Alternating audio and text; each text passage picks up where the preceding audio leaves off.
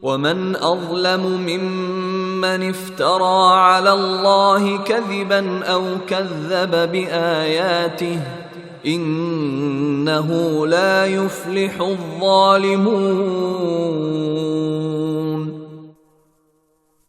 اور اس شخص سے بڑھ کر ظالم کون ہو سکتا ہے جو اللہ پر جھوٹا بہتان باندھے یا اللہ کی آیتوں کو جھٹلائے۔ یقین رکھو کہ ظالم لوگ فلاح نہیں پا سکتے۔ وَيَوْمَ نَحْشُرُهُمْ جَمِيعًا ثُمَّ نَقُولُ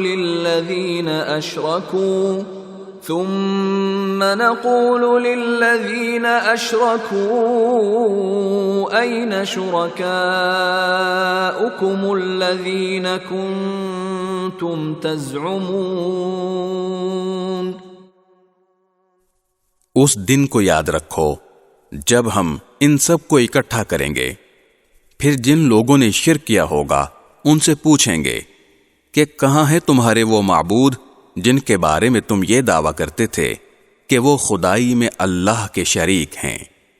ثم لم تكن فتنتهم إلا أن قالوا والله ربنا ما كنا مشركين۔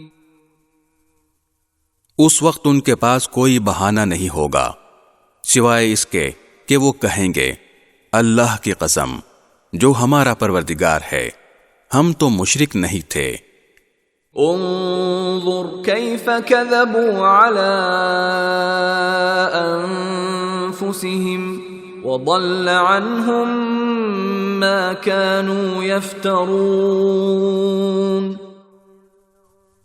دیکھو یہ اپنے معاملے میں کس طرح جھوٹ بول جائیں گے، اور جو معبود انہوں نے جھوٹ موٹ تراش رکھے تھے ان کا انہیں کوئی سراغ نہیں مل سکے گا۔